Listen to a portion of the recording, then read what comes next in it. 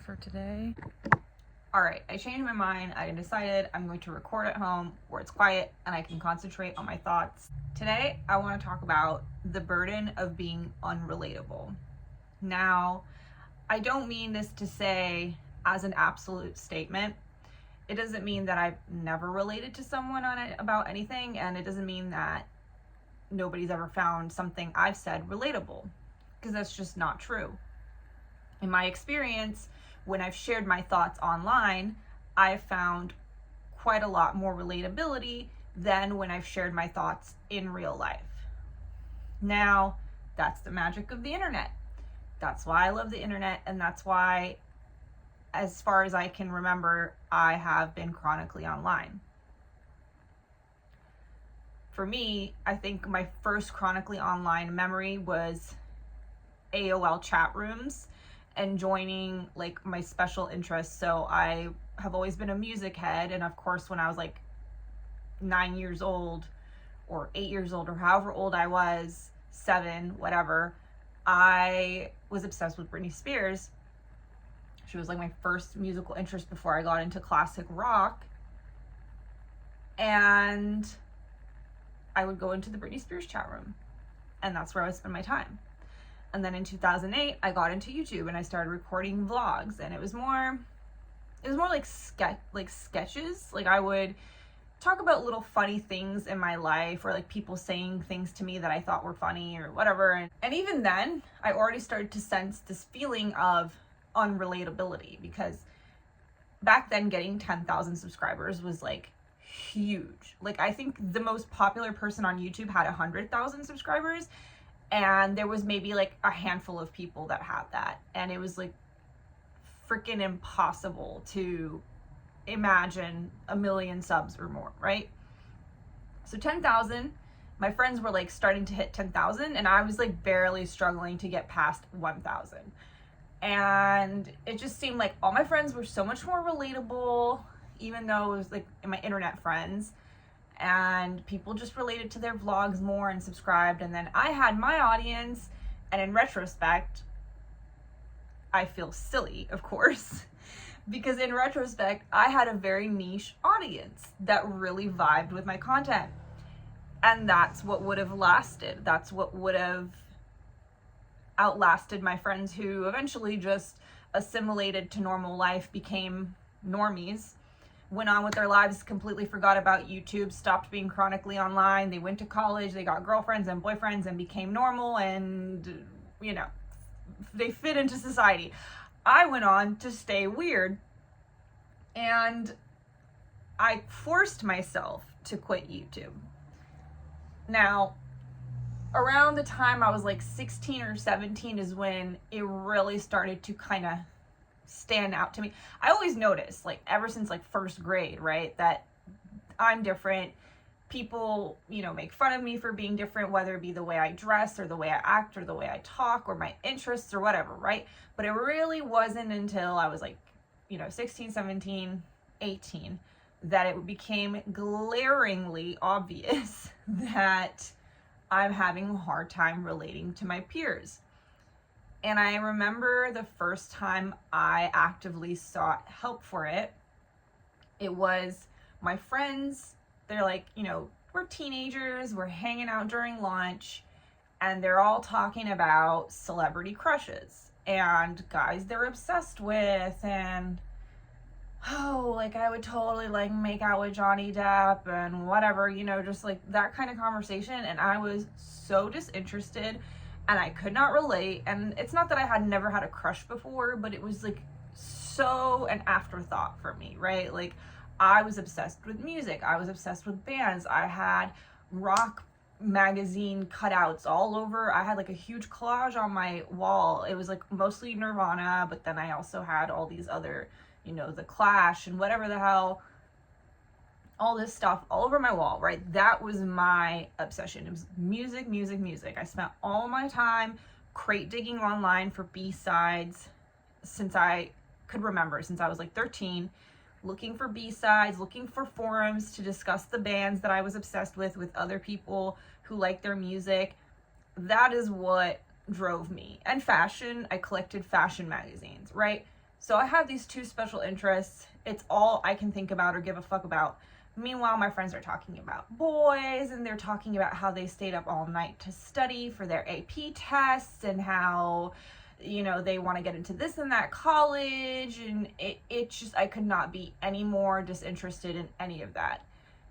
And I finally was like, oh, I think there's something wrong with me. So I go to seek help from the school therapist. The school therapist is useless and basically just laughs it off, and she's like, I wouldn't want to make out with Johnny Depp either. Ha ha ha ha. There's nothing wrong with that. She just kept it at that, completely buried it, and never touched the subject again. And I cannot believe that she was a qualified professional. Like, hello. Obviously the issue isn't Johnny Depp. Like, I don't understand. Like, I don't understand why she thought that the issue was Johnny Depp. That wasn't the issue. It's me not being able to relate to my peers. Hello, how do you not see that? She does not dig beneath the surface of what I'm actually trying to say. And I am too young, and I don't have the tools or the information to really assess what's going on. I just think I'm a freak of nature and that there's something wrong with me. So this keeps on going. I end up, you know, kind of just burying myself in this online world because it's the only place I can find people who have the same interests as me. I'm able to find other people my age who are obsessed with British music and British pop music and British rock and British TV shows, and I'm able to find people who love French electro and all kinds of genres and things that the peers that I'm hanging out with who like listen to, you know, the Beatles. And there's nothing wrong with any of this. I'm gonna preface by saying there's nothing wrong with their interests or my interests, right? The issue is me not being able to relate to them, and they're able to have this whole group of relating to each other, and I'm just sitting there and I'm like, I don't give a shit about any of these things, and I can't have a conversation with them. And it's our overlapping of interests is essentially just, you know, we go to the same school, and some of us are in theater. And that was like the biggest point of relatability I had to any of them was I had joined theater, and I was in theater for 4 years. So I found that overlapping of relatability, but nothing, like almost nothing else we had in common besides going to the same school, going to theater class, right? I didn't care about grades. I didn't care about test scores. I didn't care about AP classes. I didn't care about going to college. I didn't care about boys. I didn't care about, you know, whatever, Monty Python. Like, I liked other British comedies. I didn't care about Twilight. I did not want to read Twilight. I loved vampire books, but I read this series by Christopher Moore that were like funny adult vampire books. Meanwhile, my friends are like, Twilight, Twilight, Twilight. And I'm like, I don't care about Twilight.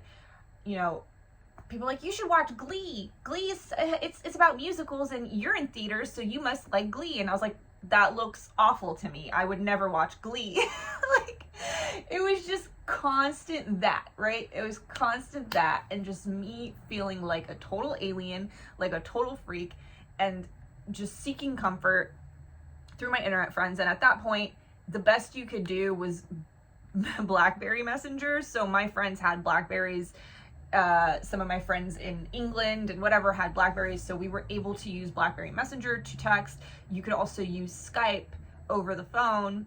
You could use like the calling function essentially. So I could call like my friend in New Zealand while I was at school.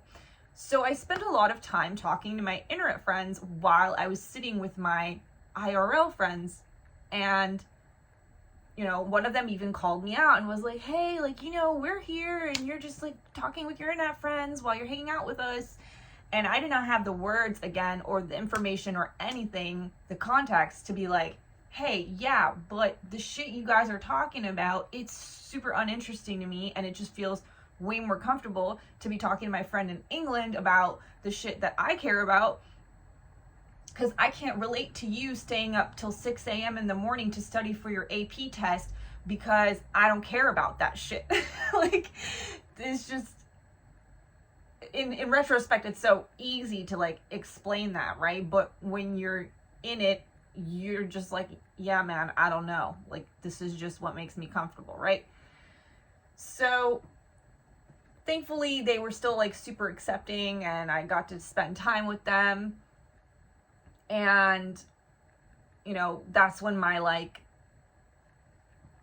interest in music really took off even more, because we started having these like after parties for our play performances for closing nights, and then we would have these house parties, and I started making mix CDs for people to dance to, because all these people, you know, they come from like, oh, I like the Beatles, so I'm gonna play the Beatles at the party. And it's like, well, nobody wants to dance to the Beatles or listen to the Beatles at the party when they're teenagers getting drunk for the first time. Like, people want to listen to like the Yeah Yeah Yeahs 8-track remix of Heads Will Roll, okay? Like, people want to listen to like MGMT. Like, they don't want to listen to the Beatles' Yellow Submarine, all right? So I'll like stand in front of the stereo guarding it all night, like drunk as hell, but standing in front of it so nobody would try and go touch it and change the music.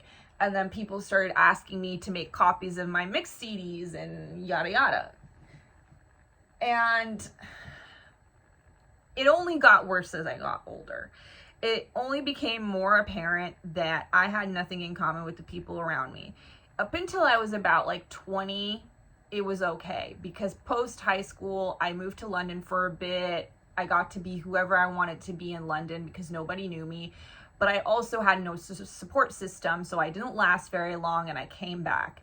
Then I ended up kind of just like reconnecting with some of my high school friends, and I kind of tried to stay in that circle for as long as possible. I got into raving because I really, really liked music, and I was getting more and more into like house music and techno and drum and bass and things like that. So I had this group of raver friends. But that also started to get old for me, because most of my friends, while they did enjoy the music and they were fans of the music, they were mostly interested in getting, you know, drunk, taking drugs, partying. And the partying aspect was just kind of a byproduct for me of the going out to go see the music. For them, it was like the main event. And so I quickly start realizing, I'm like, damn, I love these people, like they're great people, but I don't really have that much in common with them, because their idea of hanging out is, hey man, let's let me come over, we'll smoke some weed, and or let's go somewhere and get drunk, right? And I'm like, that's not what I want to do. I'm not interested in that. No, thank you. So again, I separate myself from that. Okay, so now at this point, I've separated myself from my internet friends who moved on to go be normies. I've separated myself from my raver friends who moved on to keep doing their rave thing, right? And I started getting into fashion, like the kind of fashion circles around my city. And I'm in fashion retail, so there's like a lot of people who are going to like different art schools and fashion design schools and blah, blah, blah. I start realizing that my interests are considered extremely weird. My chronically onlineness is considered extremely weird. This is like before it was considered normal for everyone to be on social media, to like, you know, even now there's still levels to this, right? Like when someone's like, oh, well, I'm like addicted to social media. Yeah, well, doing this surface level like doom scrolling is very different from like knowing all these like, you know, meta memes and like subcultures and like knowing about like the underground of the internet. It's like very different, right? It's like the difference between listening to like top 40 radio hits, which would be like going on Instagram and TikTok, and then going on something like 4chan. Like, I don't use 4chan, but I'm just like giving an example, right? It's like, that's the difference here. So I start realizing, I'm like, oh my God, this is the most unrelatable I've ever been. And I essentially start to mute myself, like quite literally, like the way I express myself, the amount I speak, the way I present myself, the way I like express my interests, I just mute them. I just end up bottling it all inside of me because I feel like it's not safe. And I feel like anytime I try to discuss anything with other people, they are looking at me crazy, like they have no idea what the hell I'm talking about. They can't relate to the issues I'm dealing with, and I can't relate to the things they care about. And I also just start realizing, like, people don't want to fix their lives. People just want to like complain about shit and not fix it. And I've always been a fixer. And so that shit starts annoying me too, where people are just like, well, this is just how life is. And I'm like, no, it's not. Who told you that? Why are we living like this? And it just becomes increasingly more annoying. And I don't get annoyed now, but I still see it all the time of these videos that pop up on YouTube, or my cousin complaining about, oh, you know, I need to get off TikTok and Instagram because it just like affects my self-esteem and it makes me hate myself, and it makes me body conscious, and it makes me want to buy things, and it makes me do this, and it makes me do that. And I'm like, I can't relate. I've never felt body conscious from looking at Instagram. I've never wanted to buy something because I saw it on Instagram. I've never wanted to change my personality because I saw it on TikTok. I cannot relate to these things. I've never even had Netflix. I just don't give a shit about a lot of things that mainstream society like really cares about. And again, nothing wrong with it. In fact, I would say that there's been so many times where I just wished I could be normal. Like, I wished I could just relate to everyone because I felt like it would make my life easier. But anytime I forced myself to try and care about the things that other people care about, or try and hide the things that I care about, it made me like physically ill. It felt like I was like killing my soul. It felt like I was like really like just like killing a part of me. So I go through this whole thing again, essentially, with the fashion crowd, right? It's like, okay, well, I love going to DJ to play music for people, but with that comes, oh, you have to party, and you have to do drugs, and you have to network, and you have to drink, and you have to, you know, be seen with cool people and act cool, and don't be nerdy and don't be weird, but you can be weird, but it has to be like a specific kind of weird that's like considered cool. And you still have to dress like us, talk like us, be like us. So don't be yourself. But, you know, it's like all these rules. And I end up just completely shutting down again and just distancing myself from the people, the places, the things, and just completely going inwards and shutting out the world. And the next 4 or 5 years would be like this for me. And it really hasn't been until the last year or so where this has completely changed. I say 2024 was like a huge, like 2023, I was like trying to get there. 2024 was like huge for me as far as like a really big shift into like not giving a fuck, because I had lost everything. I lost my apartment. I lost my cars. I had no friends. I had no job. There was nowhere to go but up. And there was no more fucks to be given. And I made a vow to myself to return to everything that I've ever loved. The genuine person that I was at 17 before I ever allowed anything to change, you know, how I perceived myself, right? And now I can finally value the fact that being unrelatable is actually a gift, because I'm not entirely unrelatable. There are people out there that can relate to being unrelatable, therefore canceling out the unrelatableness.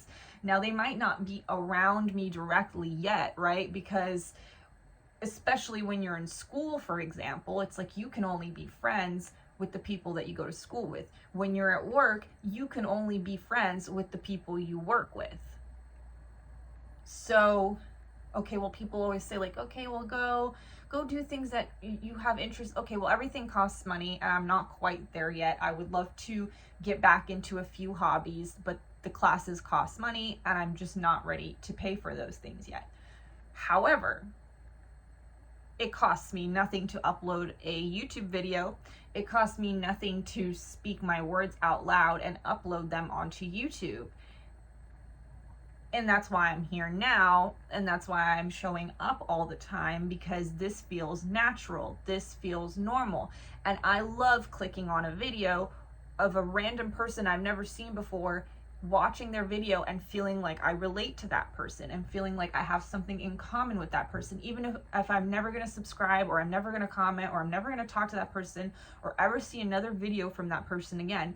It feels really nice to know that I'm not an alien, I'm not a freak of nature, I'm not unrelatable, and there's someone out there feeling, doing, thinking very, very similar things to me, even if it's not the exact, but very, very, very similar, especially once I started to learn about like different brain types and different ways of thinking and neurodivergency and whatever, and just finding people where they're like describing their experience, and for the first time I'm like, oh, this person is describing everything I've ever gone through in life, and I've never felt that before. I've never felt that level of relatability. And so you will never convince me, you will never convince me that the internet sucks, that social media, well, I don't have social media in that sense. I've deleted, anytime anything's made me uncomfortable, I've deleted it. So as soon as Facebook made me uncomfortable, delete. As soon as Instagram made me uncomfortable, I did not delete my actual pages. I just delete the app. I private everything. For Instagram, I don't have it private because I do have a really long, like, paper trail of my portfolio. So I do keep that in case, like, I need it for modeling or DJing in the future. I want to be able to show what I've done in the past. But I check that shit like twice a year, maybe. I don't use TikTok. I don't have TikTok. I don't use Snapchat. Like, I don't use Twitter. I don't use any of these things. I just stick to YouTube because to me it's more like a search engine and doesn't really feel like social media to me, and it feels way more personal. It's that I feel way more connected. It feels way more like an actual community than any of these other places. And those spaces, a lot of these spaces that I just mentioned, especially Instagram, before Instagram became what it is today, it really felt like a community. It was a lot more like photographers, artists, models, like fashion people. It was a lot more focused on that kind of stuff. Whereas nowadays it's like everyone and their mom, like literally my mom has an Instagram. As soon as your peers and your parents and whatever start having that thing, it's like, it's dead. It's over, right? But there was once upon a time where it was like a safe space to be for weirdos, right? So that's my rant. There has been times where I really felt like being unrelatable was a detriment to my life. Like I was just some freak of nature, some alien just walking on this planet, and I could not find my people. And nowadays it's like, okay, well, I've completely flipped that idea, and I've just like realized that it's actually a total blessing. And I'm so happy because it's actually what's going to align me onto my path, and it's what's going to allow me to do the things that I want to do. I just have to lean into it. I have to stop shying away from it. I have to stop condemning it. I have to stop cursing it, accept it, love it, lean into it, and present it to the world. Put it out there. Put that shit out there. Voice my innermost thoughts, voice my experience, get past any fear, and I don't even have fear, to be honest. I've done so many things in my life. I'm way past the point of fear. It's more just like getting to that point of like, oh, what should I talk about? Like, is this interesting? Is this, and just not caring, like not caring how long this video is, not caring what I'm actually talking about, and just saying my thoughts and not worrying about like if it's the correct thing or if it's something people would want to hear, right? Let the universe decide that. I'm just going to do me, and then the universe and the algorithm and YouTube and all those things, they can do the rest. And that's that. That is my video about the burden of being unrelatable.